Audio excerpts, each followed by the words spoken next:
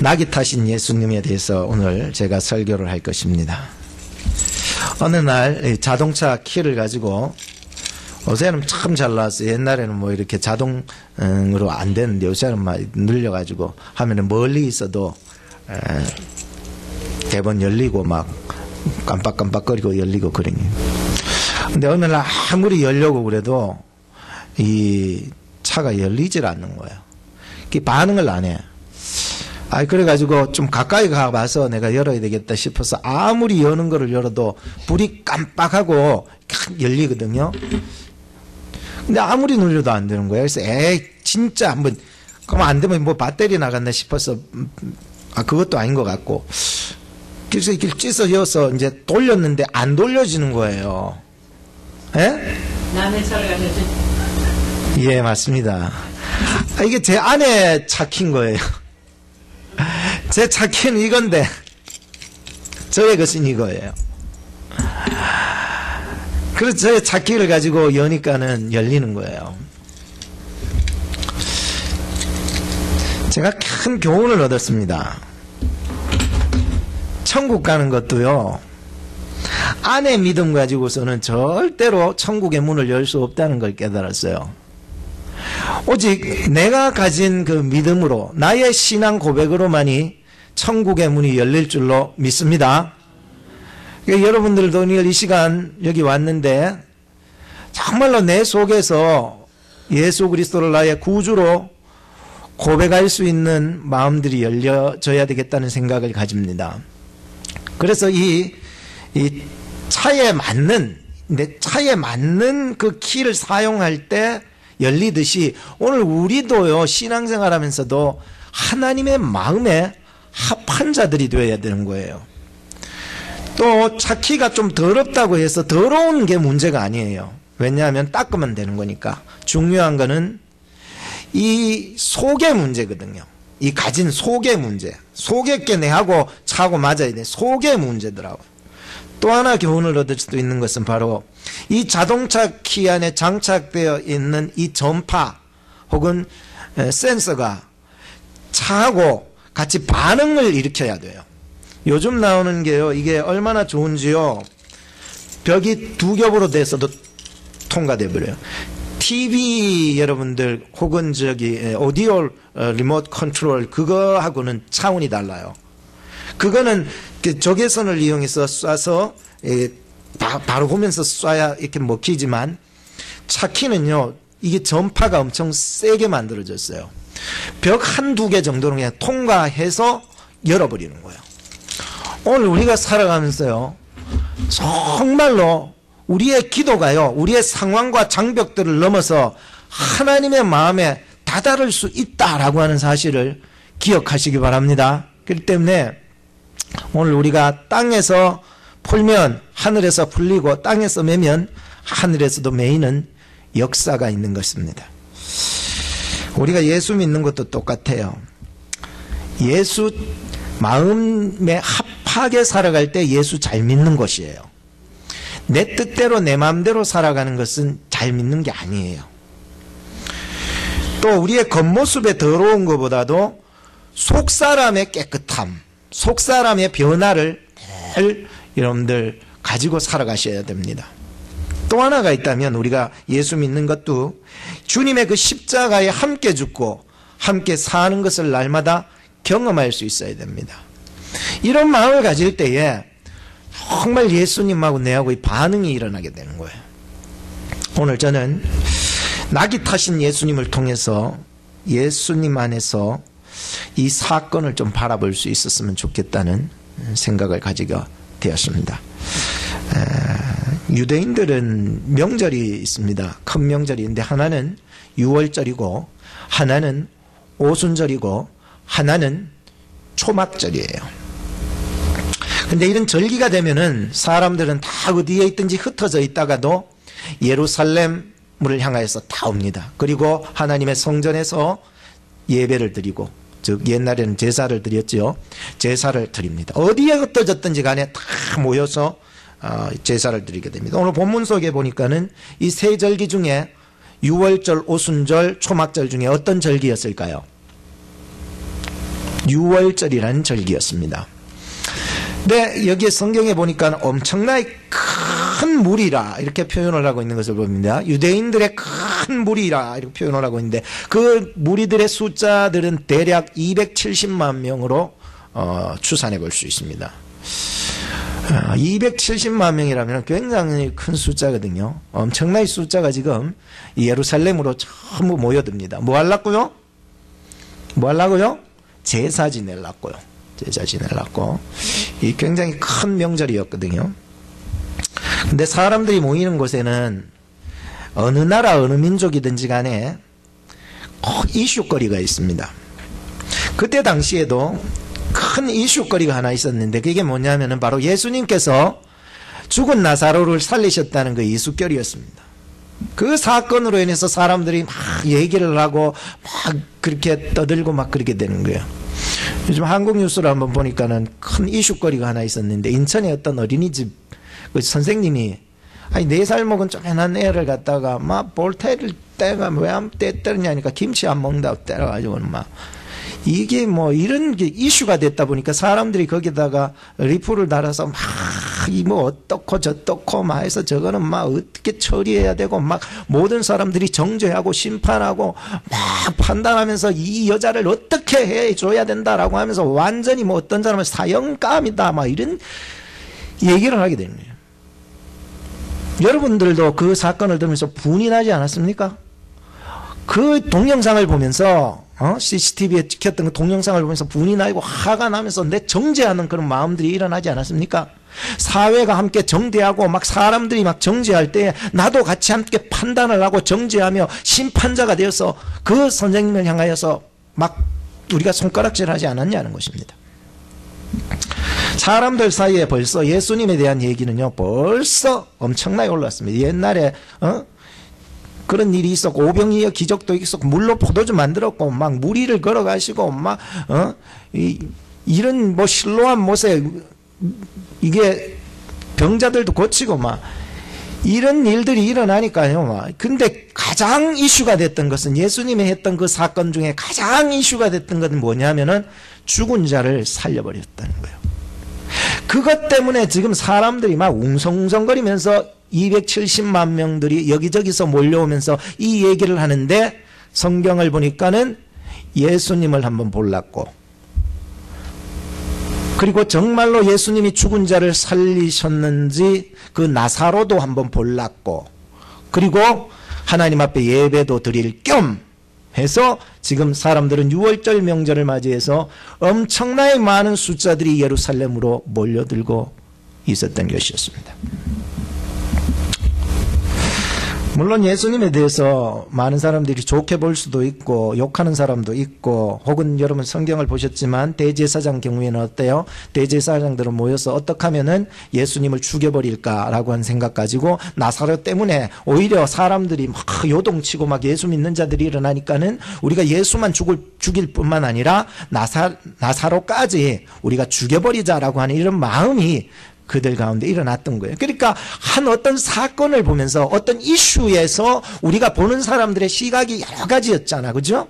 어떤 사람은 좋게 보고 어떤 사람은 욕하고 예수는 나쁘다 그러고 뭐 이런 일이 있을 수 없다. 믿지도 않은 사람은 있을 것이고 근데 대제사장은 죽이려고 그러고 막 요즘 일어나는 많은 이러한 이슈들, 사회에서 일어나는 모든 이슈거리들 중에서 우리는 나도 함께 모르게 사회가 지적하는 그 정죄, 사회도 분을 내고 판단하고 정죄하고 심판하니까 나도 덩달아서 분노하고 판단하고 정죄하고 그를 향하여서 심판을 해버리는 거예요. 나도 세상이 보는 관점으로, 나도 사람들이 보는 관점으로, 나도 대제사장이 보는 관점으로 저거 사형시켜버려야 된다라고 생각을 하고 있는 그러한 모습으로 우리는 하나님을 믿고 있다는 거죠. 예수 믿는 자들도. 그렇다면 우리는 세상이 보는 관점 말고요. 세상 사람들이 보는 관점 말고요. 세상 사람들이 보는 예수님에 대한 그 사건 말고요. 과연 예수님이 보는 관점에서는 어떨까라고 하는 것입니다. 예수님이 보실 때는 어떨까? 예수님은 어떻게 보실까? 예수님이라면 어떻게 생각하실까? 예수님은 과연 뭐라고 생각하실까? 라고 하는 관점 말이에요.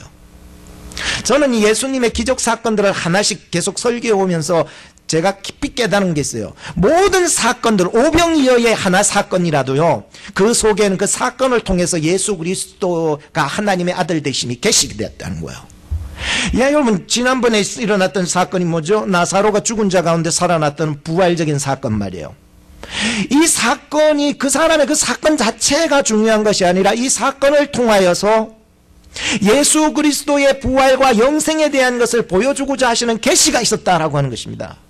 실로암, 그것도 똑같아요. 실로암이 뭐예요? 보냄을 받은 자라는 뜻 아니며, 실로암 못이라고 하는 것은 진정한 실로암 못은 누구 되셨다고? 예수님이 되셨다는 거예요. 이 땅에 보내주셔서 오신 보냄을 받은 예수 그리스도가 모든 사건들이 다 그래요. 포도주, 물로 포도주 된 거 예수 그리스도의 사건인 거예요. 모든 사건과 기적과 표적들은 그 사건을 통하여서 예수 그리스도 자신을 드러내고 계셨다는 거예요. 오늘 나귀를 타시는 예수님 또한 똑같은 거예요. 나귀를 타고 가시는 자신의 모습을 통해서 자기가 하나님의 아들 되심을 보여주고 계셨던 거예요.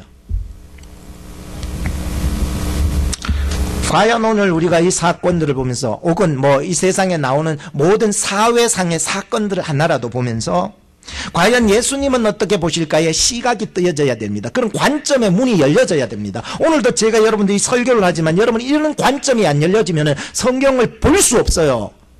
새롭게 우리가 이 말씀이 뜻하고자 하는 뜻을 새롭게 우리가 봐야 되는데 전혀 보지 못해요. 육으로만 보는 거예요. 옛날에 나 많이 들었습니다, 목사님. 근데 그 설교 정말로 많이 봤습니다, 목사님. 목사님, 예수님 나귀 타고 들어가는 거 나 봤습니다. 막 성경에 엄청나게 읽었습니다. 사복음서 여기저기 다 나옵니다. 다 안다는 거예요. 저는 그런 얘기를 하고 싶지 않다는 거죠. 과연 어떤 관점의 문을 열고 오늘 예수님이 나귀 타시고 예수님께서 예루살렘 성으로 들어가시는가 하는 그런 어떤 예수님은 어떻게 하실까? 예수님의 관점 속으로 한번, 예수님의 사건 속으로 한번 들어가서 예수님은 어떻게 생각하실지, 예수님은 뭐라고 하실까라고 생각하면서 우리의 일어나는 모든 이슈들을 한번 달아보자는 거예요. 그럴 적에 우리는 딜레마에 빠지지 않아요. 저는 이 질문을 저에게 던졌습니다. 과연 우리가 분노하고 판단하고 정죄하고 심판하고 하자 하는데, 많은 세상의 사람들과 이런 것들을 향해서 예수님 과연 어떻게 보실까? 예수님은 어떻게 하실까라고 하는데, 주님께서 내 마음속에 성령 안에서 깨달음을 주셨어요. 그게 뭔 줄 아세요? 예? 예를 들어서 우리가 인천 어린이집 거기에 선생님이 애 싸대기 때리는 거, 그걸 보면서 우리가 정죄하고 판단할 때, 저 나쁜 년이다, 나쁜 놈이다, 사형시켜야 된다라고 우리가 정죄하고 있었을 때에 예수님께서 내 마음속에 성령 안에서 이런 음성을 들려주셨어요. 들어보세요. 너도 별반 차이 없는 똑같은 놈이다. 너도 별반 차이 없는 똑같은 놈이다. 그 사람은 손을 들어 때렸지만 너는 입을 열어 사람을 쳤고, 그 사람은 손을 들어 걔를 밀치며 때렸지만 너는 너의 마음으로, 미움으로 많은 사람을 죽였다는 거야. 그래서 그 음성이 내 속에 교훈으로 담아졌던 거야. 예수님은 보실 때 어떡할까 하니까 우리는 정죄의 손으로 그를 내리쳤지만 예수님께서는 이놈아, 너도 별반 다를 놈 없다. 너도 똑같은 놈이다. 이 음성을 들려주셨다니까요. 이 음성이 들려지니까 이 본문이 보여지는 거예요. 이 말씀이 깨달아 알게 된 거예요. 저 말씀은 저자를 위해서 준 거다가 아니라, 한번 따라 합시다. 오늘 말씀은 나를 위해 주셨습니다. 믿으십니까? 오늘 이 말씀이 나를 향하여서 주신 말씀이라고 받으면 은혜가 되는데, 저자를 위해서만 줬다라고 하니까 이해가 안 되는 거예요. 우리가 예수 그리스도 안에서 예수님의 마음으로 바라본다는 거, 이런 관점을 연다는 것은 세상이 떠드는 관점 아니에요. 세상 사람들이 다 떠드는데 막 바라보는 관점이 아니에요. 이건 아내가, 저의 와이프가 보는 관점이 아니에요. 이거는 남편이 보는 관점이 아니에요. 그것 말고요. 그것 말고 예수님 안에서 보는 관점이라고 하는 것은 바로 예수님과 연합해서 보는 관점이에요. 여러분, 예수님과 연합되어 있습니까? 예수님과 하나입니까? 이런 관점 말이에요. 그분이 이 땅에 오셔서 무엇 때문에 오셨는지, 그분이 우리를 위해서 무엇을 하셨는지, 예수 그리스도의 사건 속에서, 예수 그리스도 그분 안에서, 예수 그리스도의 십자가 안에서 하나가 될 때에 예수님으로 보는 이 관점이 열려지게 된다는 거예요. 자, 오늘 본문 사건하고 제가 좀 앞부분이 길었는데 이게 열려져야 이제 이야기가 들려지는 거예요. 자, 오늘 본문 사건으로 이제 들어와서 볼 때에, 지금 본문 사건에서 이제 사람들이 예루살렘으로 몰려온 사람들이 한 몇 명 정도 된다 그랬습니까? 270만 명 정도가 지금 예루살렘으로 몰려오고 있습니다. 왜 몰려오고 있습니까? 추석 지내려고? 추석은 아니고요. 유월절을 지내려고 합니다. 그들에게 있어서 가장 중요한 명절이었습니다. 다 하나같이 예배 드리려고 몰려오는데 그들의 마음속에는 예수도 볼 겸 나사렛도 죽었다 그러는데 살아났으니까 그것도 볼 겸 합쳐 이렇게 몰려오고 있었습니다. 그때 이 270만 명들이 여기저기서 손에 들려진 뭔가 하나가 있었습니다. 뭘까요? 종려나무 가지였습니다. 그리고 예수님께서 예루살렘으로 들어오실 때에 사람들은 한 100명, 200명이 아니에요. 이 많은 사람들이 쫙 줄을 서가지고 생각해 보세요. 이 종려나무 가지를 들고 막 흔드는 거예요. 그리고 뭐라고 외쳤을까요? 호산나, 호산나. 지금 우리를 구원하소서. 호산나, 호산나.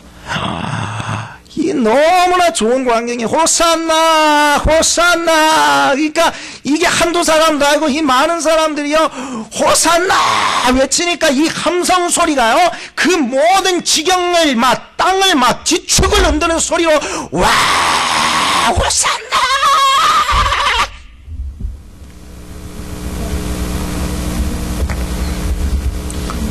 그런데 이 호산나를 외치고 구원을 외치고 지금 우리를 구원해달라고 하는 이 소리에, 엄청난 함성 소리에 예수님의 관점에서는 어떤 의미가 있었느냐는 거예요. 예수님은 과연 저들의 함성 소리에 무엇라고 대답하고 있었느냐라고 하는 거예요. 성경을 보니까 암소리 안 했어요. 사복음서 보니까 암소리 안 했어요. 묵묵히 자기의 길을 가고 계셨습니다. 예수님의 관점에 보면은 이것은 마치 십자가 없는 멸관이더라는 거예요. 이것은 마치 고난이 없는 영광이더라는 거예요. 사람들이 호산나, 와 우리를 구원하소서 하는데 이거는 고난이 없는 영광을 외치는 거예요.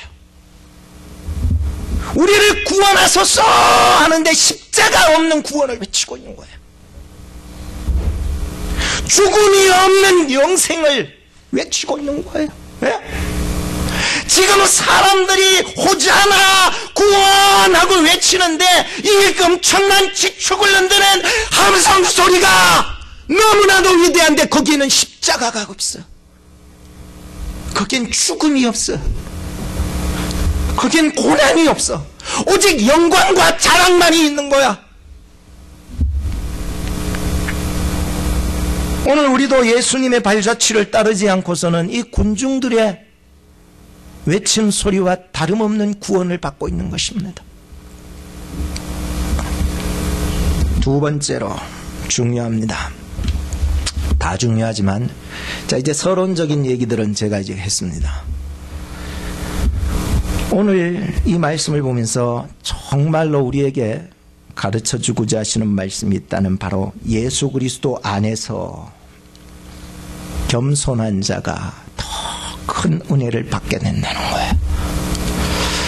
겸손한 자가 더 큰 은혜를 받게 된다. 이거 윤리적이고 도덕적인 거 말고 그래서 항상 제가 오늘 첫째 둘째 할 때 예수 안에서 예수님 안에서 예수 그리스도 안에서 예수님은 떠나서 겸손한 건 의미가 없어요. 예수님 안에서 겸손한 자는 더 큰 은혜를 받게 되더라는 거예요.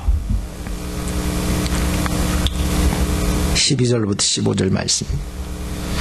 저는 지난 금요일 날 새벽에 찬송을 하고 기도를 하며 또 말씀을 보다가 야고보서를 쭉 읽어나가다 4장에 딱 왔어요. 4장에 딱 왔는데 야, 말씀이요 막 어째 이렇게 마음에 확 와닿는지 막 줄도 긋고 다시 보고 그랬어. 이런 말씀이 있었습니다. 한번 들어보세요. 누구든지 세상과 벗이 되고자 하는 자는 스스로 하나님과 원수 되게 하는 것이다. 더 큰 은혜를 주시나니 하나님이 교만한 자는 물리치시고 겸손한 자에게 이 은혜를 주신다는 거예요. 그런즉 너희는 하나님께 순복하라. 뭐 하라가 아니고 할지어다. 뭐 이렇게 되는데요. 주 앞에서 낮추라.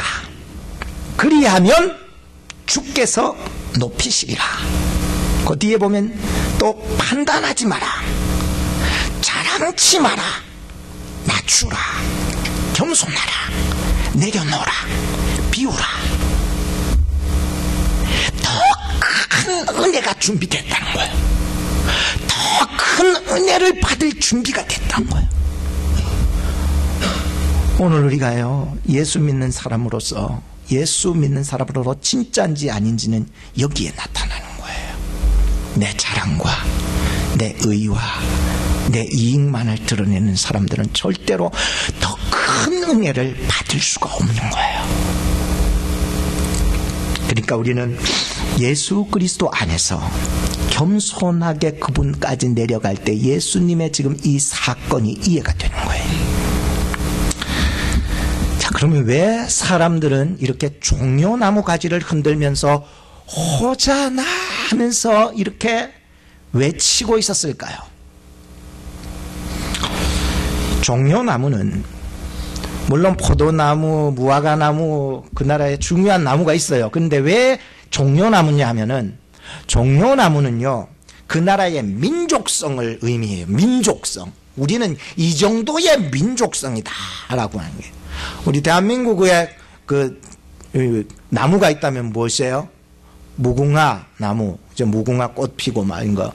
그러니까 이 나라의 민족성이다 라고 하는 것은 마치 이 종려나무다라고 하는 걸 상징을 하고 있었어요. 그 사람들 문화에서 그래요. 그러니까 이 종려나무를 들고 흔드는 거예요. 이 종려나무는요, 이게 배 없애버리려고 다 밑에까지 똥을 쳐버리고 불을 태워버려야 돼요. 불을 태워버리면 죽는다 해서 불을 다 태웠는데 나중에 보니까 이 종려나무 그루터기에서 싹이 나는 거야. 다시금 그게 싹이 나서 가지가 되어서 다시 번져나간 크게 되는 거예요. 그러니까 이 종려나무는요 결코 죽지 않는 거예요. 그래서 이거를 종려나무를 일컬어서 불멸의 나무다, 혹은 부활의 나무다, 혹은 승리의 나무다, 이렇게 자기들은 얘기를 하고 있어요. 그래서 우리는 마치 불멸, 없어지지 아니하는 그러한 나무다. 우리는 다시 비록 여기에 있지만 다시 부활할 수 있는 그러한 역량을 가진 그러한 민족이다라고 하는 그들의 어떤 이런 죽지 아니하는 이런 부활과 불멸의 그러한 나무다라고 상징을 하고 있습니다. 사람들은 자신의 민족성이 마치 이와 같다고 생각을 하고는 지금 이 종려나무를 흔들면서 예수님을 맞이합니다. 왜냐? 지금 그들은 로마의 압제 속에서 종려나무의 이 민족성을 가지고서 구원하여 주실 메시아를 기다리고 있었는데 마침 죽은 자를 살리고 병든 자를 고치고 무리를 걸어가고 없는 것을 막 만들어가는 이러한 역사를 일으키는 예수님을 보면서 아, 저분이 메시아다라고 사람들이 소문에 소문을 물고 가서 다 소문이 다 퍼졌던 것이었습니다. 그래서 사람들은 지금 이곳에 와서 종려나무 가지를 흔들면서 그의 앞에다가 옷을 다 깔아주는 거야. 다 깔아. 만약에 예수님이 자 우리가 민족을 다시 살리자라고 하면은 그래요 우리가 목숨을 걸고 주님을 따르겠다는 각오를 가지고 옷을 다 깔아버린 거야. 이런 상황 속에서 예수님은요, 꿋꿋하게 아무 말씀 없으시고 자기의 길을 가고 계셨어요. 우리의 이 민족을 구원하소서, 살려주소서, 로마의 압제에서 벗어나게 해주세요 라고 하는데, 예수님은 꿋꿋하게 가셔요. 아무 소리 안 했어요. 여러분, 사복음 꿋꿋하게 가셔요. 근데 뭘 타고 갔느냐? 말을 타고 갔습니까? 아닙니다. 예수님은 말을 타고 가신 게 아니었어요. 황소를 타고 갔습니까? 아닙니다. 말이라고 하는 그 성경 속에서의 어떤 상징하는 의미가 있다면, 말은요, 전쟁, 권위, 이런 의미를 가지고 있고, 황소나 암소, 소 같은 경우에는요, 고집이라든지 거세게 나가는 거, 이런 것들을, 힘, 이런 것들을 상징을 하고 있어요. 그러면 예수님이 타고 가신 나귀는 성경에서 무엇을 상징하느냐 하면은 겸손과 평화를 상징하더라는 거예요. 스가랴 9장 9절에 보면, 보라 너의 왕이 임하나니 그는 공의로우시며 구원을 베풀며 겸손하여 나귀 새끼를 타느니라 라고 말씀합니다. 예수님은 지금 나귀 새끼를 타고 오시면서 자기 자신을 계시하고 계셨습니다. 나는 이 땅의 왕으로 오지만 나는 전쟁의 왕이 아니다. 나는 권위의 왕이 아니다. 나는 힘으로서 제압하는 왕이 아니다. 나는 오직 공의의 왕이다. 나는 구원을 베푸는 왕이다. 나는 겸손한 왕이다. 나는 평화의 왕이다. 그래서 예루살렘 가까이 왔을 때에 누가복음 19장 41절 2절에 이렇게 기록합니다. 들어보세요. 예루살렘 가까이 왔을 때 성 앞에, 성을 바라보면서 가까이 오사 성을 보시고 우시며 가라사대, 너도 오늘날 평화에 관한 일을 알았다면 좋을 뻔하였거니와 지금 너의 눈에 숨기웠도다. 그들은 지금 평화의 길이 없어서 못 찾는 것이 아니라 그들의 육신의 생각으로 영의 눈이 다 어두워져 있으니까는 이 평화의 길을 볼 수가 없었다는 거예요. 낮아져야 예수님의 구원이 보이는데, 겸손해야 더 큰 은혜를 받게 되는데, 끝으로 우리는 하나 더 생각해 보십시다. 16절 말씀에 보면 바로 그런 말씀입니다. 예수 그리스도 안에서, 예수님 안에서 우리는 성령으로 깨닫는 지혜가 있을 때 우리는 성령의 사람으로 살아가게 되는 것입니다. 제자들마저도요, 이 당시에 깨닫지 못했습니다. 예수님 왜 나귀 새끼를 타고 저렇게 오셨는지 그 이유에 대해서 전혀 알지 못했습니다. 그런데 예수님께서 영광을 얻으신 후에야 제자들이 깨닫게 되었다고 성경은 기록합니다. 예수님께서 영광을 얻으셨다는 것은 바로 십자가의 사건을 통해서 하나님 아버지의 마음을 흡족하게 해드렸다라고 하는 뜻이에요. 요한복음 12장에 보면 예수께서 가라사대 인자의 영광을 얻을 때가 왔도다. 내가 이때를 위하여 왔나이다. 아버지의 이름을 영광스럽게 하옵소서. 아버지의 이름을 영광스럽게 하옵소서. 주님께서는 이때를 위하여서 준비되어 왔는데 이 시간이 바로 영광스러운 시간이고, 아버지의 이름을 영광스럽게 할 수 있는 그때가 바로 이때다라고 하는 것이었습니다. 십자가 그 자체만 생각하면 고난이지만 하나님 아버지의 마음을 흡족하게 해드리고 만족시켜드리는 데 있어서는 이 십자가는 그 자체도 영광이 되더라는 거예요.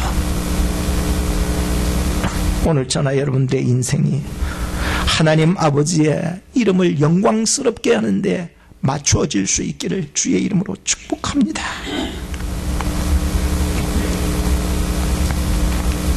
우리가 우리의 생각으로요, 이 육신의 눈으로, 육신의 생각으로서는 절대로 예수님의 평화의 길, 평화의 왕, 유대인의 왕, 나를 구원하여 주실 왕, 겸손의 왕을 볼 수 없습니다. 육신의 생각으로는요. 육신의 눈을, 육신의 일로서는 볼 수가 없어요. 그럼 어떻게 해야 됩니까, 목사님? 그것은 요한복음 14장 26절에 이런 말씀을 했습니다. 보혜사. 보혜사가 누구예요? 성령입니다. 보혜사 성령, 곧 아버지께서 내 이름으로 보내실 성령, 그가 너희에게 모든 것을 가르치시고 내가 너희에게 말한 모든 것을 생각나게 하시리라. 오늘 우리가 예수님에 대해서 정말 더 알고 싶고 예수님의 십자가의 그 사랑을 깨닫고 싶은데 우리의 머리나 우리의 이성으로는 도저히 이해할 수 없고 고난, 그건 너무나도 감당하기 어렵기 때문에 오직 영광만 바라고 면류관만 바라고 상급만 바라고 쫓아가는 그러한 이 유대인들 270만 명의 소리와 같이 우리는 살아가고 있지만, 그런 신앙생활하지만 오늘 성령께서, 약속하신 성령께서 우리에게 임하시게 된다면 우리가 예수님의 그 고난과 십자가의 사랑을 깨닫게 해주시는 은혜가 있을 줄로 믿습니다. 절대로 여러분 내 생각과 내 머리, 내 마음 이런 것으로서는 알아들을 수가 없습니다. 그래서 우리는 기도해야 돼요. 주의 성령으로 주님 임하게 하옵소서. 주의 성령으로 나 예수님의 십자가의 사랑을 깨닫게 하여 주옵소서. 고난 없는 그러한 면류관만 바라지 않게 하옵시고 날 너무 자랑하며 살아가지 않게 하시고 오직 예수 그리스도의 십자가의 고난, 십자가의 사랑을 깨달음으로 말미암아 그 안에 주시는 하나님의 영광을 바라보게 해 주옵소서.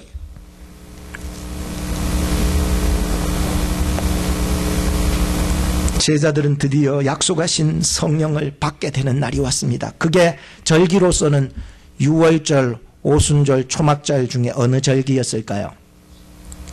오순절이었습니다. 다 의미가 있는 거예요. 약속하신 성령들을 받고서야, 그제서야 예수님께서 나귀에서 타셔서 예루살렘으로 입성했다라고 하는 것을 깨달았다는 것이 오늘 16절 말씀이었습니다. 주여, 나도 예수님 바로 믿어서 성령 받게 하옵소서. 그냥 껍데기로만 믿지 않게 해주옵소서. 영광만 바라보며 믿지 않게 해주옵소서. 나 예수님 진짜 정말로 바로 믿어서 성령 받게 하옵소서. 할렐루야.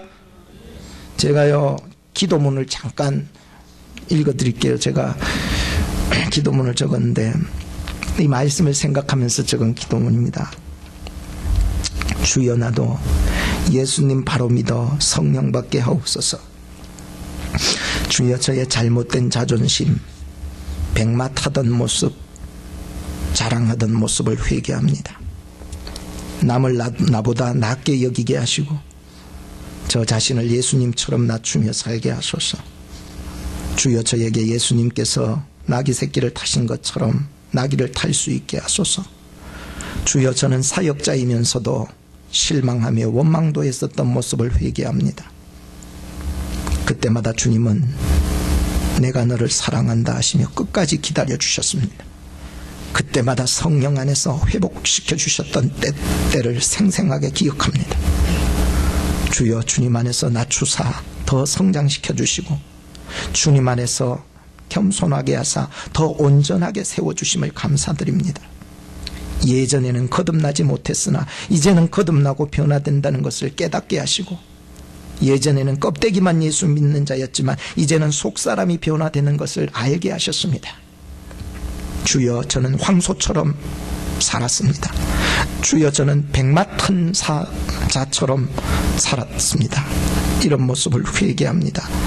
저도 주님처럼 낙이 타며 살게 하소서. 이것이 얼마나 영광스러운 일이며 영광으로 나아가는 길인 것을 성령 안에서 더 깨닫게 하소서. 나의 교만한 마음으로 주님의 은혜를 외면하며 살았었구나. 나귀를 타야 십자가의 영광이 보이는데, 나귀를 타야 더 큰 은혜가 보이는데 나는 그만 나귀를 타지 않고 백마를 타면서 십자가 없는 영광만 추구하며 살았었구나. 주여, 내려놓지 못함을 회개합니다. 내려놓는다는 것을 성령 안에서 깨닫게 하옵소서. 철저하게 하나님 앞에 내가 할 수 있는 것이 없다는 것을 인정하게 하소서. 성령 안에서 평안한 마음을 주소서. 예수님께서 나귀 새끼를 타신 사건이 성령 안에서 깨달아지게 하사 십자가의 영광을 보게 하소서, 십자가의 사랑을 보게 하소서, 십자가의 구원을 깨닫게 하소서. 나귀 타고 갑시다. 저도 여러분도 나귀 타고 살아갑시다. 지금까지 백마 타는 인생이었다면 이제 남은 여생은 나귀 타며 살아갑시다. 현재 고난은 장차 우리에게 나타날 그 어떤 영광과도 좋게 비교할 수 없다는 것을 알았습니다. 오늘 나도 나귀 타고 예수님의 발자취를 따라가렵니다. 이 길이 얼마나 영광스러운 길인지 나귀에 올라타야만 알 수 있습니다. 기도하겠습니다. 이 시간 우리 함께 기도하실 때 예수 그리스도 안에서 올바른 구원관을 갖게 하옵소서. 예수 그리스도 안에서 겸손하여서 더 큰 은혜를 받게 하옵소서. 예수 그리스도 안에서, 십자가 안에서, 그 사랑 안에서 성령으로 깨닫게 하여 주셔서 성령의 사람 되게 하옵소서. 우리 같이 예수 그리스도 안에서 한번 같이 기도했으면 좋겠습니다. 기도하십시다. 하나님, 이 시간에도 저희들을 사랑하여 주셔서 나도 예수님을 바로 믿게 하여 주셔서 올바른 구원관을 가질 수 있도록 도와주시옵소서. 십자가 없는 영광, 백마 타던 나의 모습, 자랑하던 나의 모습들, 잘못된 나의 자존심, 주님 회개합니다. 예수님처럼 낮추며 살게 하옵소서. 낮아져야 더 큰 은혜를 받고, 낮아져야 주님의 이 나귀 타고 예루살렘으로 입성하시는 예수님을 볼 수 있고 우리를 위해 평화로우신 주님을 알 수가 있을 터이니 주님, 이 시간 우리의 마음을 성령 안에서 깨닫게 하여 주셔서 지혜를 주시옵소서. 성령의 사람들 되게 하옵소서. 날마다 아버지 하나님 충노라 하며 주의 십자가와 함께 걸어가게 하옵소서. 십자가 안에 영광이 있다는 것을 깨닫게 하옵소서. 주여 도와주옵소서. 겸손해져야, 낮아져야, 비워야, 낮춰야 더 큰 은혜를 깨닫게 되는 주님, 나에게 예수 그리스도 안에서 이러한 마음을 주님 허락하여 주시옵소서. 주님 회개합니다. 황소처럼 살고 백마처럼 아버지 하나님 살았던 모습들을 회개합니다. 주님, 이제 우리는 나귀처럼 살기를 원합니다. 주님을 섬기며 주님의 구원 사역에 쓰임을 받을 수 있는 작은 나귀처럼 살아가게 하시고 나귀를 타야 아버지 하나님 보이게 됩니다. 아버지 하나님, 이 한 주간 우리 살아가면서 이 말씀 묵상하면서 정말 주님의 그 겸손하심을 십자가 안에서 발견하고 성령 안에서 깨달을 수 있도록 도와주옵소서. 주님 도와주옵소서. 주의 성령으로 주님 충만하게 하옵소서.